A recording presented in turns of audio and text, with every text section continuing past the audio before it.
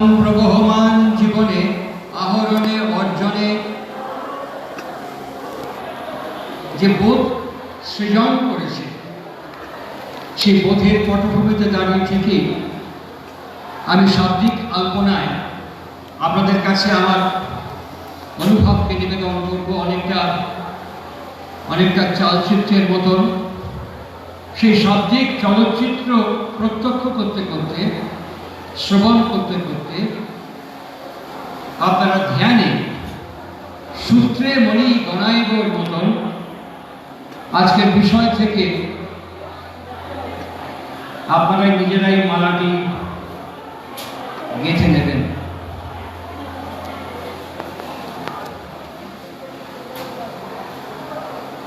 আমেরিকার একটি শহর, সেই শহরে দুজন ভদ্রলোক তাদের মধ্যে বাদ বিতণ্ডা বাদানুবাদ তর্ক বিতর্কের মধ্য দিয়ে একজন তার রিভলভার দিয়ে আরেকজনকে গুলি করার সঙ্গে সঙ্গে মানুষটি মারা গেল। খুব মন দিয়ে শুনবেন। আজকের যে বিষয়,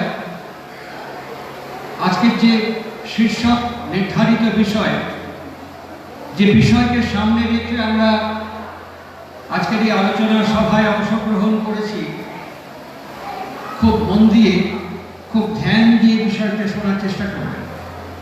আমি তো বলতে পারি না, আমার তো জানা নেই। আমি আমার স্মৃতি নির্ভর অনেকটা নীল আকাশের বুকে উড়ন্ত মেঘের মতন খণ্ড খণ্ড স্মৃতিকে আমি ধরে ধরে আপনাদের কাছে নিবেদন করবার চেষ্টা করছি। সেই গুলি করার পর ভদ্রলোকে মারা যায়, একদম রেড হ্যান্ডকার। থানা পুলিশ হয়ে কোর্টে গিয়ে হাজির হয়েছে এবং তার যে চূড়ান্ত দণ্ড পাওয়ার কথা, সেই মুহূর্তে যিনি খুন করেছেন তার যে অ্যাডভোকেট, তিনি বুঝতে পেরেছেন তার মক্কেলের নির্ধারিত হয় ফাঁসি না হয় যাবজ্জীবনের মুখোমুখি দাঁড়িয়েছে। তিনি স্নায়ুরোগ বিশেষজ্ঞ, স্নায়ুতন্ত্র বিশেষজ্ঞ একজন চিকিৎসকের শরণাপন্ন হলেন। আমরা যে কয়েকজন মানুষ এখানে বসে আছি, এখন বিজ্ঞানের অগ্রগমন, এখন বিজ্ঞানের অগ্রগতি, এখন বিজ্ঞানের যে ক্রমাগতি, বিজ্ঞান আমাদের কাছে কতগুলো অভূতপূর্ব বিষয় উপস্থাপিত করেছে। বিজ্ঞান আমাদেরকে জানাচ্ছেন, এই যে আমি কথা বলছি, এই আপনারা শুনছেন, এটি কি সত্যি আমি? এটি কি সত্যি আমি কথা বলছি, আমি শুনছি? আমাদের ভেতরে যে চেতনা কাজ করে, সেই চেতনা কি সত্যি আমার চেতনা?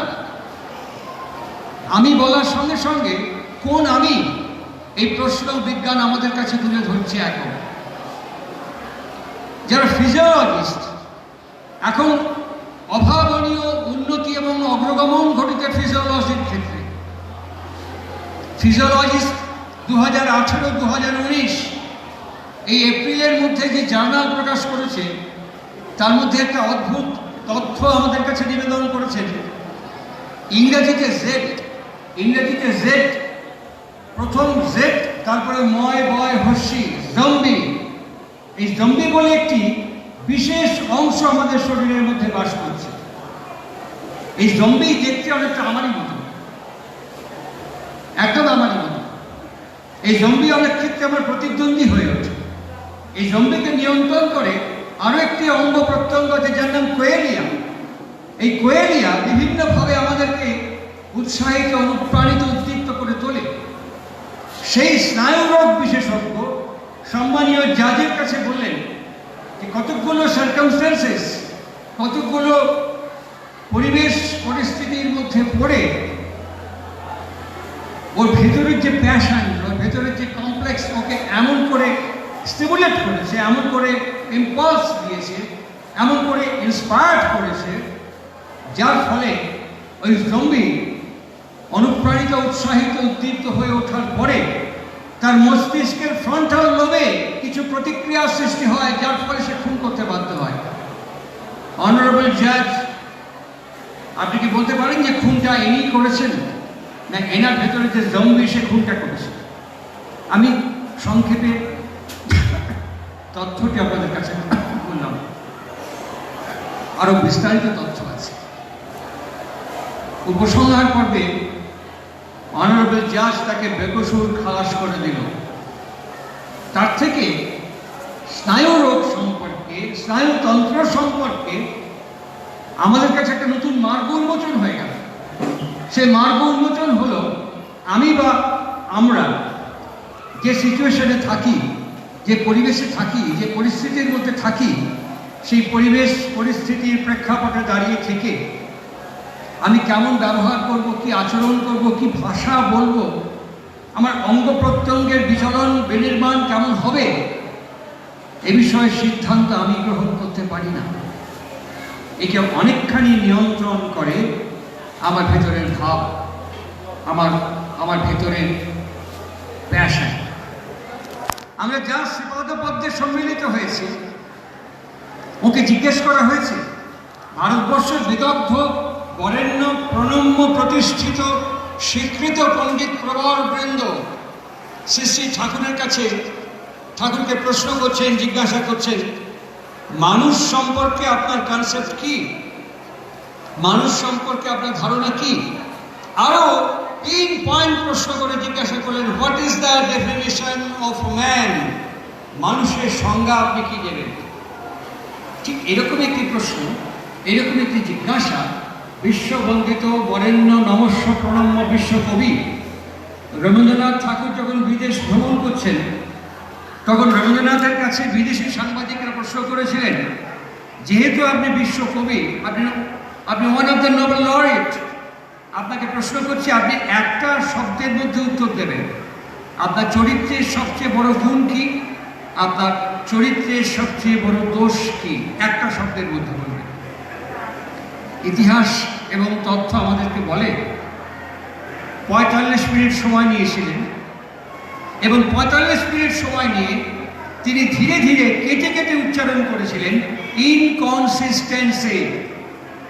3 বার বলেছিলেন ইনকনসিস্টেন্সি, অসঙ্গতি। ঠিক একই জাতীয় প্রশ্ন শ্রী ঠাকুর অনুকূল চন্দ্রের কাছে বিদগ্ধ বরেণ্য নমস্য পণ্ডিতবৃন্দ জিজ্ঞাসা করলেন, what is the definition of man? Shri Thakur twinkle of an eye, চোখের নিমেষে পলকে আনসার করলেন, a series of ideas and a bundle of complexes. একটা ভাবের মহা মিছিল এবং সমাবেশ, তার একটা গুচ্ছ, যার নাম হচ্ছে মানুষ। এই মানুষের এই উত্তর যেদিন শ্রী ঠাকুর অনুকূল চন্দ্র দিয়েছিলেন, সেদিন ফিজিওলজি এবং অ্যানাটমির এত অগ্রগমন, এত পর্যবেক্ষণ, এত উন্নয়ন, এত প্রগ্রসরতা আসেনি। আজকে ধীরে ধীরে আমরা বিজ্ঞানের অগ্রগতি এবং অগ্রগমনের সঙ্গে পর্যবেক্ষণ করতে পারছি সত্যিই মানুষের সিচুয়েশন, সার্কামস্টেন্সেস, এনভায়রনমেন্ট মানুষকে কখন কোথায় কিভাবে নিয়ে যাবে তা মানুষ বলতে পারে না। মানুষ নিজেই জানে না কখন কি আচরণ করবে।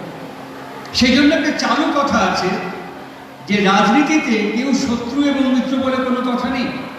আজকে রাজনৈতিক আঙিনায় যার সাথে আমার বৈরিতা এবং শত্রুতা, আগামী দিনে তার সাথে আমার মিত্রতা এবং ঘনিষ্ঠতা হওয়াটা খুব আশ্চর্য নয়। মানুষ কখন কোন সিচুয়েশনে কি ডিসিশন নেবে, এটা মানুষ নিজেই ডিটেক্ট করতে পারেন না, প্রেডিক্ট করতে পারেন না। এরকম একটি প্রেক্ষাপটে দাঁড়িয়ে থেকে তাহলে আমাদের জীবন কেমন চলবে, আমাদের জীবন কি, এ বিষয়ে যাকে আমরা সাহিত্যের সম্রাট বলি, যাকে আমরা ঋষি সম্বোধন করি, বঙ্কিমচন্দ্র চট্টোপাধ্যায়, তিনি একটি অদ্ভুত কথা আমাদেরকে শুনিয়েছেন। তিনি আমাদেরকে বলেছেন, মানুষের জীবনে কোনো বেসিক প্রশ্ন নেই, মানুষের জীবনে কোনো মূল জিজ্ঞাসা বলে কিছু নেই, মানুষের বোকা বোকা জিজ্ঞাসা।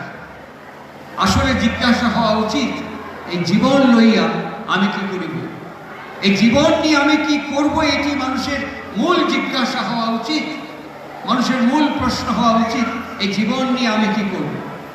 ঠিক এইরকম একটি প্রেক্ষাপটে দাঁড়িয়ে থেকে আমরা যারা শ্রী শ্রী ঠাকুর অনুকূলচন্দ্রের সেবাদপদ্যে তার শুভ নববর্ষের ষষ্ঠীতীর্থ মহাযজ্ঞের মহোৎসবের স্মরণ শুভ প্রেক্ষাপটে আজকে একত্রিত হয়েছি শ্রীগুরু শ্রীপাদপদ্মে। তার লীলায়িত, তার মাধুর্যমণ্ডিত জীবন আমি আপনাদের কাছে খণ্ড খণ্ড স্মৃতি রোমন্থন করি। আপনারা আজকের বিষয় থেকে মালাটি গেঁথে নেবেন। যেমন এখন আমরা শ্রী শ্রী ঠাকুরের কাছে বসে আছি। আমার জীবনে আমার ব্যক্তিগত জীবনে এমন অসংখ্য সময় কেটেছে, ঠিক এরকমভাবেই ঠাকুরের কাছে বসেছি। ঠাকুরের আরেকটি নাম হচ্ছে অনিকেত। তার নিজস্ব কোনো নিকেতন নেই। আমাদের যেমন ঘরে শোবার ঘর, bedroom, drawing room, study room, অনেকগুলো ঘর থাকে। আমি ঠাকুরের একটাই ঘর দেখেছি, যে ঘরে যাকে পাবলিক প্রপার্টি বলা যায়, জনগণের সম্পত্তি বলা যায়, তার স্নান, খাওয়া, ঘুম, বিশ্রাম মানুষের মধ্যে দেখেছি। তার নির্দিষ্ট কোনো ঘর দেখিনি। কখনো এরকম খোলা আকাশের নিচে গিয়ে তিনি চৌকি পেতে বসছেন, ওখানে মশারি টাঙিয়ে রাত্রি যাপন করছেন। কখনো এখানে, কখনো সেখানে, বিভিন্ন জায়গায় ঘুরে ঘুরে তিনি থেকেছেন। তার নিজস্ব কোনো ঘর বলতে কিছু বোঝা যায়নি বলেই ঈশ্বরের আর এক নাম হচ্ছে অনিকেত। ঈশ্বরকে বলা হয় অনিকেত অস্তিত্ব। শ্রী শ্রী ঠাকুর এরকম বসে আছেন। জায়গাটা আমার যতটুকু স্মরণে আছে, পার্লার ঘর, তার পেছন দিকে নীলানীবের সামনাসামনি, মাঝখানে প্রার্থনা হয়। সেই জায়গাটা লাল বোরাম বেছানো মাটি, ওপরে একটা সামিয়ানা খাটানো আছে, চারিদিকে কাঠের রেলিং দিয়ে ঘেরা, চারিদিকে এরকম পেডাস্ট্রিয়াল ফ্যান। ঠাকুর এরকম ফ্যান পছন্দ করতেন না, ওপরে সিলিং ফ্যান ঠাকুর ব্যবহার করতেন না। চারিদিকে পেডাস্ট্রিয়াল ফ্যান, জল দিয়ে যাতে ধুলো বলে না ওড়ে ওটাকে ভিজিয়ে দেওয়া হয়েছে। একদিকে অসংখ্য কাঠের পেড়ি স্ট্যাক করা আছে। আমরা ওই কাঠের পিঁড়ি নিয়ে গিয়ে ওই রেলিংয়ের ভেতর দিয়ে ঠাকুরের চৌকির কাছে গিয়ে বসেছি। হঠাৎ কিছুক্ষণ বাদে একটি ভদ্রলোক, তার নামটি আমি বলছি, তিনি ছুটে আসলেন ঠাকুরের কাছে। তার উপর একটা বিশেষ দায়িত্ব ছিল। যেমন আমাদের আশ্রমেও এখানেও কারো কারো উপরে বিশেষ দায়িত্ব আছে, কে কোন ঘরে থাকবেন, ঘর কে পাবেন কে পাবেন না, কি ব্যবস্থা হবে মানুষের থাকার ব্যবস্থা করার জন্য যে দায়িত্ব, সেই ভদ্রলোকের উপরে দায়িত্ব ছিল। তিনি ঠাকুরের কাছে এসে দাঁড়িয়েছিলেন। ঠাকুর তার দিকে তাকিয়ে বলছেন, তুই কি কিছু কবি? গালে হাত দিয়ে বলছেন যে আমাকে এই দায়িত্ব থেকে আপনি নিষ্কৃতি দেন। ঠাকুর একটু ঝুঁকলেন, কলইটা বাঁ দিকের হাঁটুর ওপরে দিয়ে একটু ঝুঁকলেন, ঝুঁকে বলছেন কেন? বলছেন যে না, এই অপমান অসম্মান আর ভালো লাগে না। আপনি আমাকে দায়িত্ব দিয়েছেন, আমি ঘর খুলে দিয়েছি। ওরা বললো চাবিটা রেখে যান। আমি বললাম আমার কোনো অর্ডার নেই, চাবিটা তালাটা আপনাকে দিয়ে যাওয়া। আপনি ঘর খুলে দিয়েছি, আপনি তালা চেপে কিনে ঘরে লাগিয়ে দিন। এই একটা দুটো কথা বলতে বলতে ঠাস করে আমার গালে ভদ্রলোক কয়েকখানা চড় মেরে দিলেন। আমি তো চড় খাওয়ার জন্য আপনার দীক্ষা নিয়ে আশ্রমে কাজ করতে আসিনি। আমাকে আপনি দায়িত্ব থেকে অব্যাহতি দেন। খুব মারিছে আমাকে। ঠাকুর অনেকক্ষণ আপাত মস্তক তার দিকে তাকিয়ে দেখলেন, দেখেই বললেন, তোর তো সারা মারিছে, মেরে তো ফেলায়নি।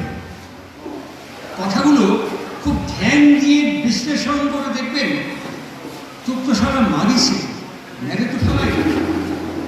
এই বলেই যতজন মানুষ সেখানে বসেছিলেন একজনের দিকে তাকিয়ে নেই, সারা তোর যদি কেউ গালাগাল করে, অপমান করে, অসম্মান করে, তোর কেউ ভালো লাগে? সে বলে ভালো লাগে।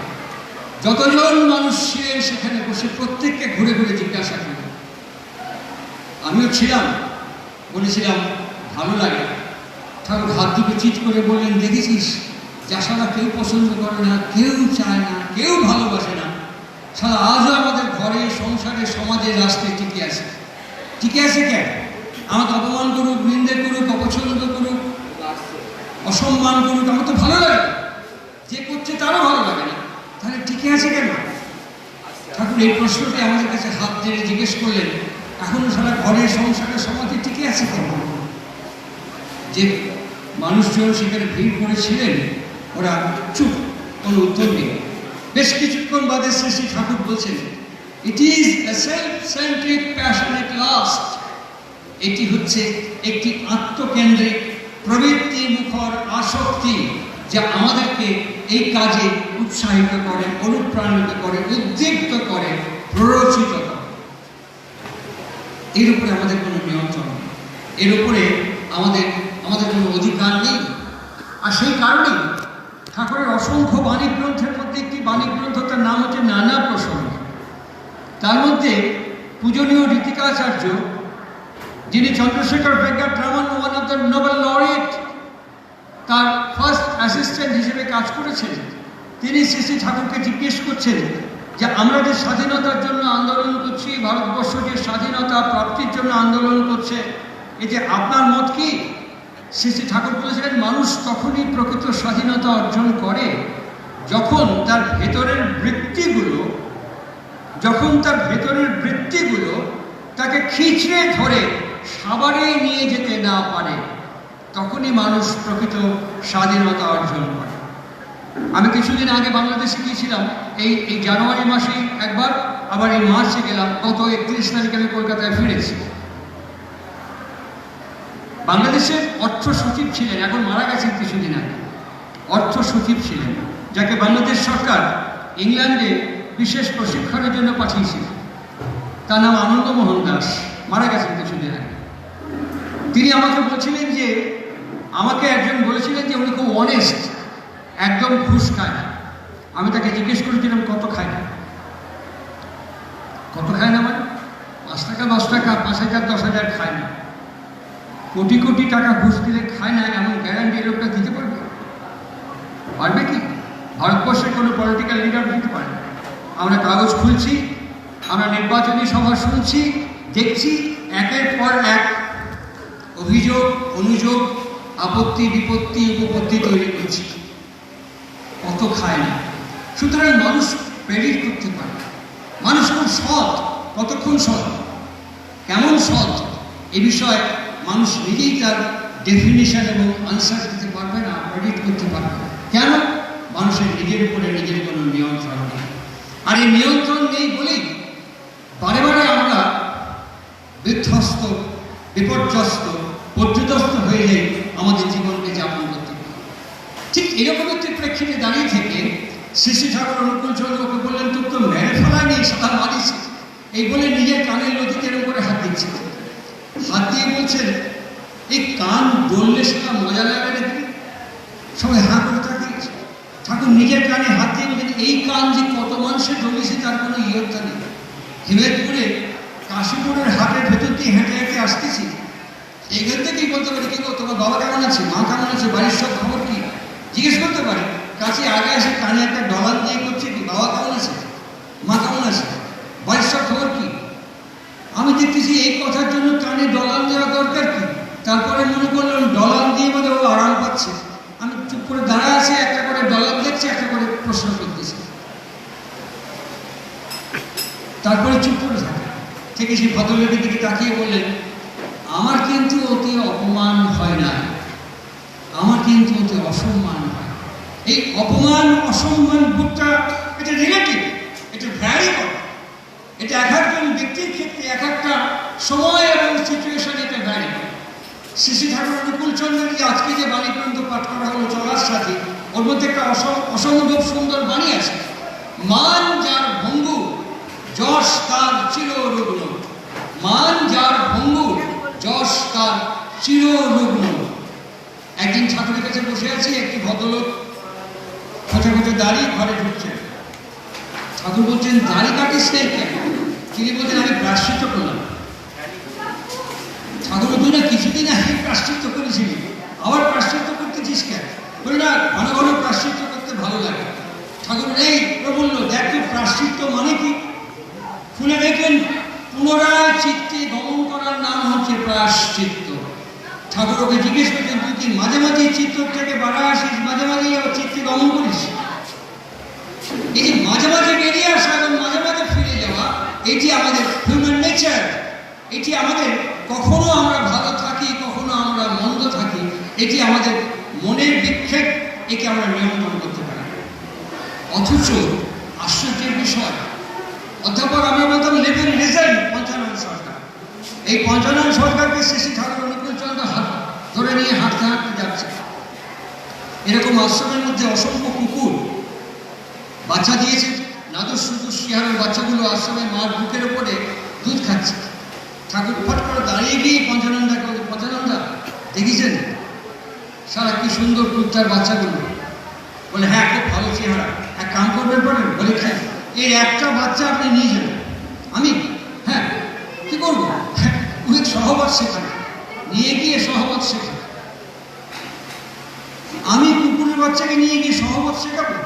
ঠাকুর ফট করে দাঁড়িয়ে পঞ্চানন সরকারের কাঁধের উপরে হাত দিয়ে বলছেন, হিমেদপুরে বাচ্চা বাচ্চা ছাওয়া পাওয়া পাঠাইছে, বুড়ো বুড়ো মানুষ আপনার কাছে পাঠাইছে, যারা লেখাপড়া জানেই না। আপনি ওই ঘরের গোটে গোটে ধরেছেন, লেখাপড়া শিখিয়েছেন, বৈতরণী পার করা, ম্যাট্রিক পাস করা গেছেন 3 বছরের মধ্যে। চলো মানুষের বাচ্চা সহবত শিখায়, লেখাপড়া শিখায়, পার করে দিয়েছেন, কুত্তার বাচ্চা পার করবেন পারবেন না? কোন কি সাথে নিয়ে নেন একটা কুত্তার বাচ্চা। পঞ্চানন সরকার সেই কুকুরের বাচ্চাটিকে নিয়ে দীর্ঘদিন ঠাকুর করে প্রশ্ন করেন। একদিন হঠাৎ ঠিক এরকম ভক্তজন নিয়ে ঠাকুর বসে আছেন, ওই কুকুরের বাচ্চাকে দূরে দাঁড়িয়ে লেজ নাড়ছে। ঠাকুর গ্রুপ গ্রুপ গ্রুপ গ্রুপ করে তামাক টানছে। তামাক টানতে টানতেই বলছেন, পঞ্চানন্দা আসতেছে। যে কয়েকজন ভক্ত বসেছিলেন তারা ঘাট ঘুরিয়ে এদিক ওদিক তাকিয়ে দেখছেন, পঞ্চানন্দার দেখা নেই। সবাই ঠাকুরের দিকে তাকিয়ে বলছেন, পঞ্চানন্দাকে তো দেখা যাচ্ছে না, কই? আপনি বলেন পঞ্চানন্দা আসছে। ঠাকুর বলেন, পঞ্চানন্দার কুত্তার ল্যাজ নাড়তেছে। একজন বললেন, কুকুরের ল্যাজ নাড়ার সঙ্গে পঞ্চানন্দার আসার কি সম্পর্ক? ঠাকুর বলে, ওই যে গ্রামোফোন কোম্পানি কি যার নাম, হিজ মাস্টার্স ভয়েস, এখন উঠে গেছে HMV। ওর প্রথম ছবিটাই ছিল ওই মাইক্রোফোনের চোখের কাছে একটা কুকুর বসে আছে, তার প্রভুর কণ্ঠস্বর শোনার অপেক্ষায়। ঠাকুর বলছেন, ওর কুকুর, ওর প্রতি এমন টান, এমন প্রাণ, এমন নিবেদন এবং এমন সমর্পণ, যার ফলে ওই প্রভু যে আসছে, ওর প্রত্যেকটা পায়ের স্টেপিং এই মাটির উপরে যখন পড়ছে, তখন যে কম্পন এবং স্পন্দন তৈরি করছে, এই জানোয়ারটির ভেতরে সেটা অনুভূত হচ্ছে, তাই লেজ দিচ্ছে। কিছুক্ষণের মধ্যে পঞ্চানন সরকার এসে দাঁড়াবে। সৎসঙ্গের বিখ্যাত পণ্ডিত, বিজ্ঞ প্রাজ্ঞ ব্যক্তিত্ব প্রণম্য শরৎচন্দ্র হালদার ঠাকুরকে হাত জোর করে বললেন, একটা কথা জিজ্ঞেস করুন। হ্যাঁ, কোন শরৎ? তার মানে আপনি কি প্রতিদিন কুকুর ধ্যান করে? শ্রী ঠাকুর হাতটা কষলে বলছে, শালা খুব অতি লজ্জা হচ্ছে, তবুও কয়ে ফেলেছি, আপনার ঘরে সকলের চেয়ে কুত্তা একটু বেশি ধ্যান করে। এই বলে 3টি বাণী দিয়েছে আপনারা, অনুশ্রুতি 7 খণ্ড ছড়ার বাণী, তার মধ্যে 3টি বাণী আছে খালি কুকুরকে নিয়ে। আর এই কুকুরকে নিয়ে 3টা বাণী, শেষ লাইনটা হচ্ছে, কুকুরকে দেখে পারো তো শেখো। আমি চোখে দেখেছি এডমন্ড জোসেফ স্পেন্সার তার বউ নিয়ে এসছে, বউয়ের নাম মার্গারেট। তার বউকে ঠাকুর একটি বেনারসি দিয়েছেন, তার বউ বেনারসি করে ঠাকুরের কাছে বসে আছে, তার লোমওয়ালা একটা কুকুর, ও কুকুরটার নাম ছিল ওম। কুকুরটা কুই কুই কুই কুই করছে, আশ্রমে কুকুরগুলো দৌড়চ্ছে, ছুটছে, খেলছে। কুকুরটা মার্গারেটের পায়ের কাছে বসে কুই কুই কুই কুই শব্দ করছে। ঠাকুর তামাকে নল দিয়ে মার্গারেটকে কুকুরটার দেখাচ্ছে। মার্গারেট দেখে বলছে, হ্যাঁ, আমার আমার আমার পোষা কুকুর ঠাকুর, ওর নাম ওম। ঠাকুর বলছে, হ্যাঁ, দেখো ওর গলায় বকলেস নেই, চেন নেই, কোনো বেল্ট নেই তোমার হাতে ধরা, একদম খালি তোমার পায়ের কাছে বসে আছে। কিন্তু আশ্রমের এত কুকুর দৌড়দৌড়ি করছে, ওর সমজাতি সমপ্রজাতি, ওর ইচ্ছে করছে ছুটে সেখানে যেতে, ওদের সঙ্গে খেলতে দৌড়তে, কিন্তু যেতে পারছে না। কেন জানো? মার্গারেট বলছেন, কেন ঠাকুর? ও তোমাকে ভালোবাসে, আর ভালোবাসে বলেই ওর ভেতরের বৃত্তিমূলক আন্দোলন এবং উদ্বেলনের মধ্যেও তোমার আজ্ঞা এবং অনুজ্ঞার প্রত্যাশা করছে। তুমি যেতে বললে ও যাবে, তুমি যেতে না বললে ও যাবে না। এর থেকে শিক্ষা আছে। এই যে কুকুর, আমি এবং প্রণম্য শিশুত মুখার্জি বেশ কিছুদিন আগে গৌহাটি থেকে ফিরছি। গৌহাটি এয়ারপোর্টে আমরা উঠেছি, আমাদের বোর্ডিং পাস হয়ে গেছে, আমরা ফ্লাইটে বসেছি, ফ্লাইট লেট করছি। হঠাৎ দেখি CISF এর একজন অফিসার একটা কুকুর নিয়ে, একটা স্নেকার ডগ, সে ঘুরে ঘুরে শুকে শুকে যাচ্ছে। আমি ওই অফিসারের পেছনে একটু টোকা দিয়েছি। আমার দিকে ঘুরে তাকালেন। আমি বললাম, এর ট্রেনার কি আপনি? উনি বললেন, হ্যাঁ। আর কি আশ্চর্য, ও ওকে